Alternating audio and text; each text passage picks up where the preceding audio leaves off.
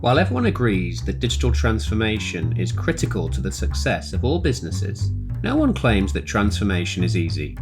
So how can we ensure that companies thrive in their digital transformation journey? That's what we're going to talk about today in this conversation. Hi everyone, I'm your host, Danny Levy. I'm also the Managing Director for Money 2020 Asia. Our work focuses on the innovation of financial services and payments ecosystems on a global scale, and we're the place where money does business. I'm passionate about the impact digital transformation could bring to businesses, and that's why I'm very excited to be talking to Alex So today. Alex is the founder and group managing partner of FastLane Group, a Hong Kong-based accountancy and advisory company that has been serving the startup community over the past decade. He shares what it takes for small and medium-sized enterprises to achieve success amid the continuing challenges in the post-COVID-19 world, and explains why digital transformation is crucial to ensure companies are prepared to compete and thrive, especially in unexpected business environments. So, let's get into it. Alex, welcome. It's great to have you here. I'm really excited about the conversation today.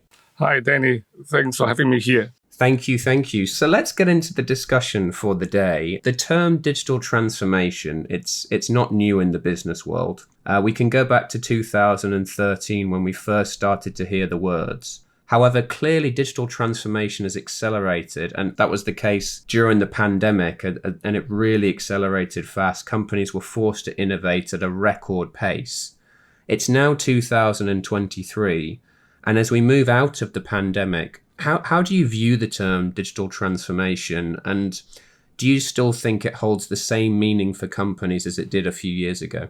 I think in the last 2-3 years, the pandemic actually accelerated the pace of the digital transformation. Basically, it's the business, how they become more effective, more efficient, how they use technology to improve the customer experience, and I think most importantly, how they become more profitable. I mean, digital transformation, it's a very broad term, isn't it? I mean, what does it mean for you? How do you think about it when someone comes and says, we want to do a digital transformation, or we think our business would perform better if we were just more digital? Well, I think basically I would say how to use the technology. What are the current technology that you can use to benefit the business? Mm-hmm. The digital transformation is not like just one area. It could be many areas. It could be process efficiency. It could be customer experience. It could be even data security. So the first question is really like, okay, what do you want to improve? What is your objective? Yeah. And we take it from there. I think there's a lot of thoughts behind, like the objective and what sort of budget you have, what's the pain point you really want to solve. There are a lot of things you can do, but I think it's really, you have to prioritize it. And then you put the resources. And I think it's also, you need to find the right people to do it. Mm-hmm. Whether it's internal people or like consultant like us, you really need someone to guide you through. So it's really to understand where it's coming from. And my perspective is really helping them on the profitability, the margin, and the process efficiency. Small steps. You take small steps, and you failed, and then you learn, and then you revise, and then you improve. Yeah. So to cut it down into smaller pieces, and you can see the result quicker, and then you have more confidence to do more. I liked your point there as well around that kind of the mindsets. And again, if you do fail, make sure that you fail forward, right? Make sure you learn from it and you can then improve the next time and go again. I think that's important, right? Because this is a big thing, right? Bringing in new technology. It's not an exact science all the time, and sometimes it doesn't go to plan. Mm-hmm. So Alex, we're going to talk next around real-time data, and really interesting because real-time data is becoming increasingly important for many industries, from financial services to technology, and companies who want to capture information as it happens. This is crucial to them. So wanted to get your thoughts again. Could you give us some examples on how you're seeing real-time data useful to business operations? Sure. Well, real-time definitely is important. And I give a more specific example. Let's say online delivery, or the online ordering and delivery. So that especially after the pandemic, a lot of customers actually make online purchase, right? Mm-hmm. So then this is real-time. This is real-time data. right? So you need to know like, okay, who is ordering what, and then you start to look at the inventory and preparing it. So you cannot really wait for a day or 2 days to start processing. So there's a lot of, expectation from client that say like, okay, when I order, I would expect like 1 day, 2 days, I should have the product, right? So this real-time data is very important. I think the other thing is the payment, right? So you make the order, right? I want to make sure that you pay. So it's a real-time data. So having this sort of like important data, real-time, is important to manage the business, right? So we really helping the client to make sure that how you can see the data, how you assess it, and making sure that like, okay, you get paid so that you don't get into trouble in terms of not having money to pay your other expenses. Yes, yeah. How have you found the technology on real-time data there with supporting the business operations and business functions? We have been using XERO for the last 10 years. It's a cloud accounting software which is predefined. I would say there's like 40 to 50 reports that are already built in. Okay. So you can run the report and you can see a lot of information. Like let's say the profit and loss statements, the balance sheets. So this is really helping company to, run more efficient. And I think it's more the confidence, right? Especially in the last couple of years, the economy is doing not that well. You're really questioning a lot of things, right? Yeah. And you need answers. So your accountant not necessarily right next to you. For some of the sleepless nights, you can just log in to the software. You can check, okay, my bank balance is going up or going down. How quick my balance is being back up. Like so these are the very useful information. Alex, you mentioned you've been using the software for 10 years and you've got hundreds of customers on there that you've worked with. Any specific examples that come to mind of how it's benefited companies? Sure, definitely. I mean, one of the interesting cases, I got a client they actually run a medical practice that they do vaccinations. Okay. Right. So, and because of the huge demand for the vaccination, they provide the services. So they need to track them. They need, inventory systems or tools to help them to see, like, especially for vaccine, they have expiration date. So they need to really track it. Then they manage the quantity and the cost.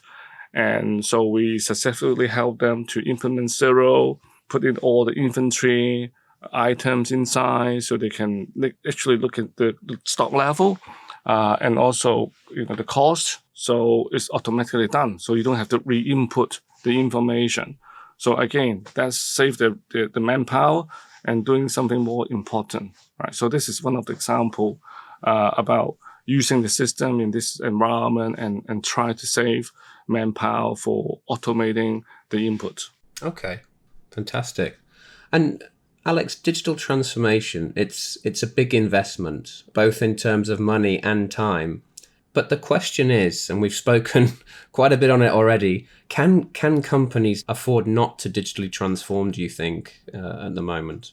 Well, I don't think so. I think they have to stay relevant. I think in particular, unless there's a new standard, a new norm, a new trend, I think stop, searching information from the internet or stop buying things online. I don't see that stopping, right? So you have to follow the trend, not just whether the people are tech savvy or not. I think it's just like everyone's doing it, unfortunately. So I think the question is how I'm going to do it and how I'm going to do it better and differently. The current generation Alpha, I mean, they've been grown up in a digital world. I mean, they've been using smartphone, internet, and all these devices. So that's how they interact with the businesses. So it's not just accounting process as such, but also the expectation, how you personalize the offering, how you can very efficiently meet their requirements. So with this digital or technology-enabled solution, that's how you can stay relevant to really satisfy their expectations. So you mentioned Generation Alpha. I'm keen to talk a little bit more about that. And by 2025, Generation Alpha will be the largest generation at over 2 billion in size. They've been growing up with smartphones and tablets. And talking personally, I'm a millennial parent with two Generation Alpha children, so I can vouch for that. They have been growing up with smartphones and tablets. They can already use the smartphone better than I can. They're very digitally empowered, more so than any group before them. So when it comes to business, what do you think companies need to be thinking about?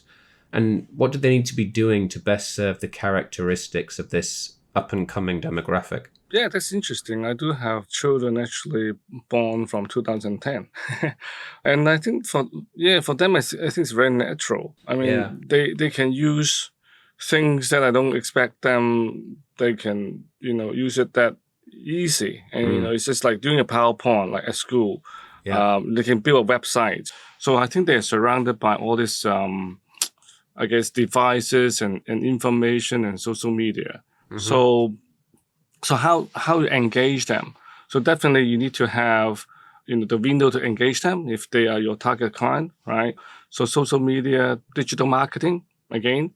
So I would say it's not just digital transformation, but I think you need to figure out a way how to engage them, how to talk to them, how to understand their needs. And I think the expectations are pretty high because they need immediate response. Yeah. Yeah, completely agree. If we even just take a step back for a minute, I guess as well with the explosion of technology in the last few years and things like Amazon, right, where we as consumers are so used to that one-click kind of customer experience.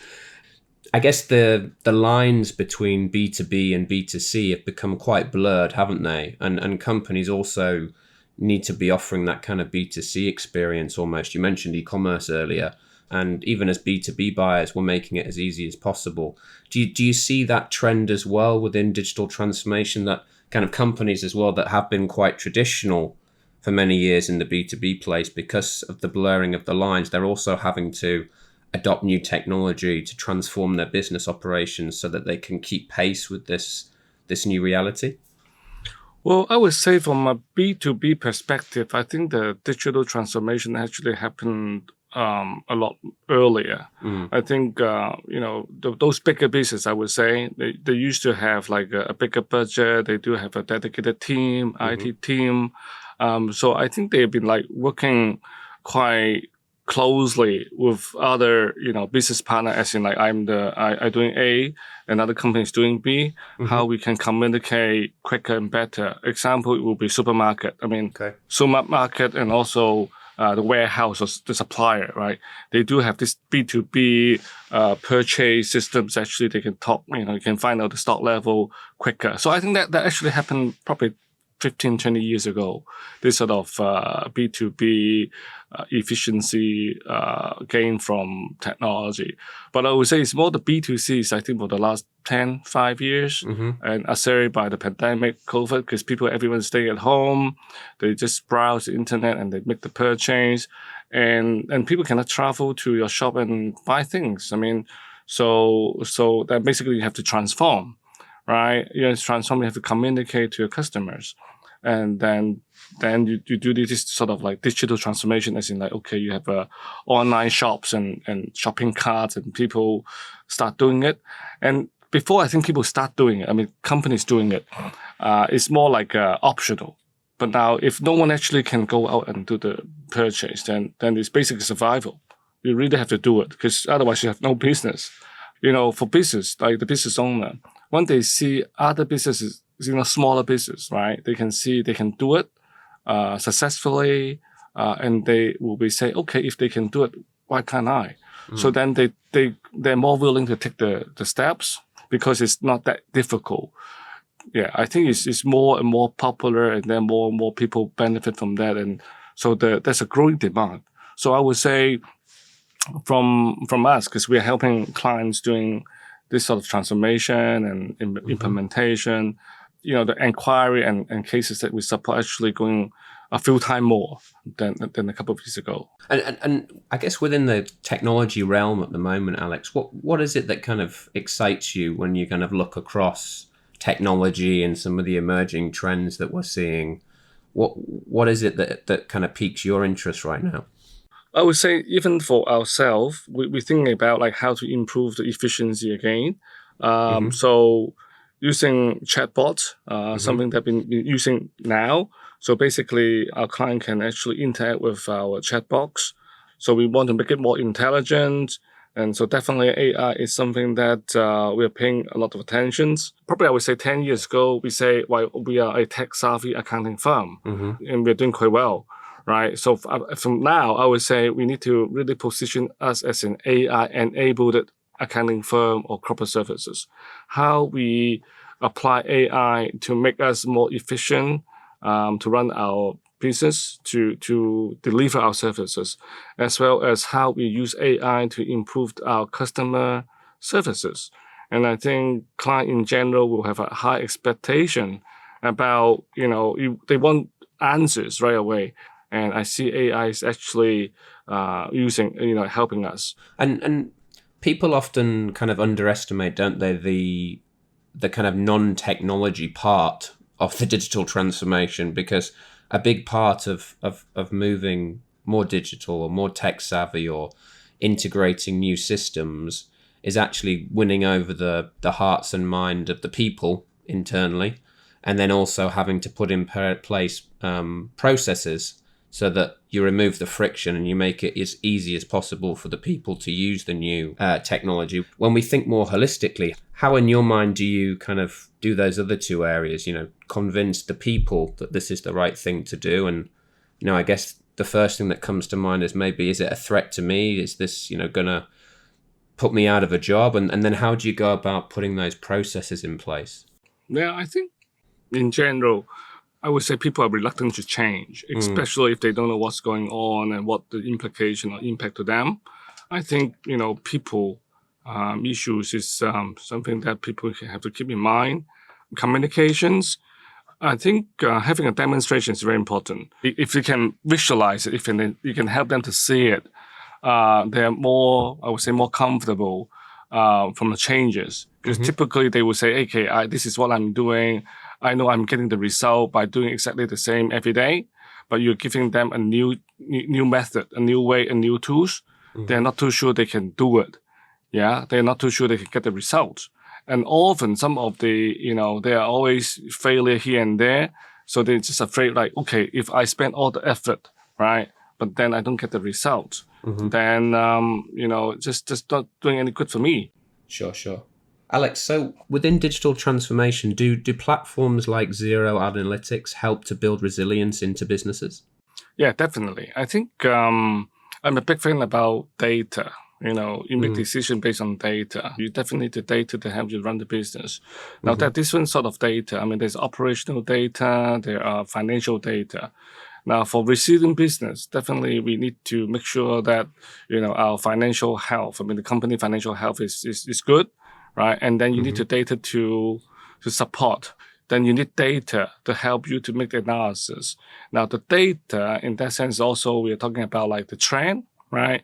Is it the trend is going up, going down, or is it random? There are different of trend, right? You can talk about the trend of your revenue. You can talk about your trend. You can look at the trend of your margin. Is it your margin is going, is going higher or is going lower?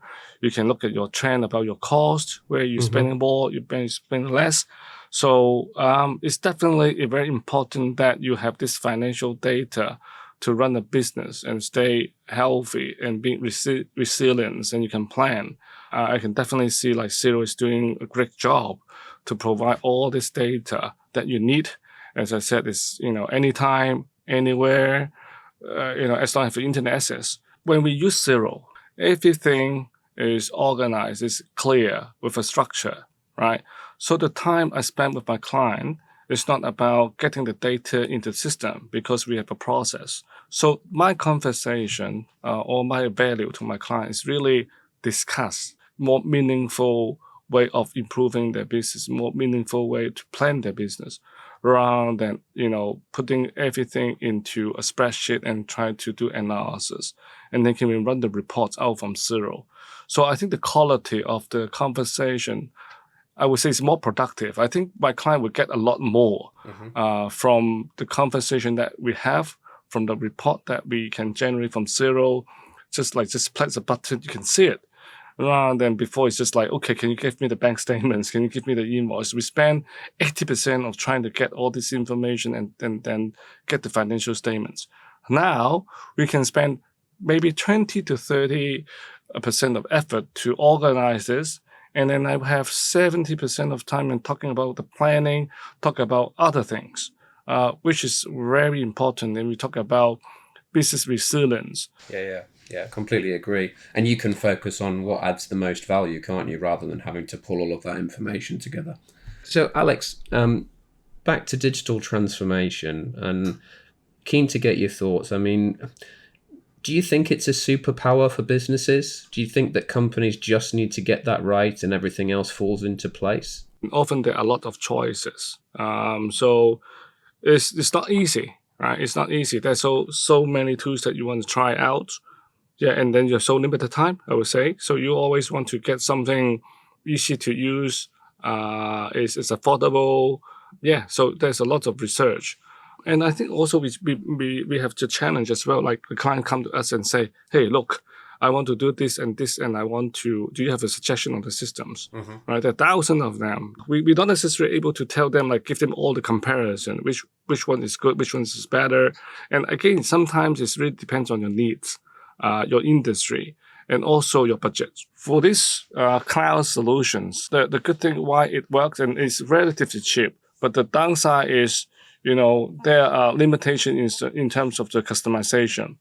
So they are not built for one specific company needs. It's like a best practice. This is the most, most used, most wanted features, right? So in other words, for companies, they want to pick the right tools. They need to adjust their mindset. So I think the expectation is very important. So it's going back to, okay, what are the things that you want to resolve? What's your pain point and what sort of budget you have? And then and take it from there. Just before we close, I wanted to change the pace slightly. Would you be able to share one life or career lesson with the listeners? Wow, a lot of lessons I learned. I'm not that young.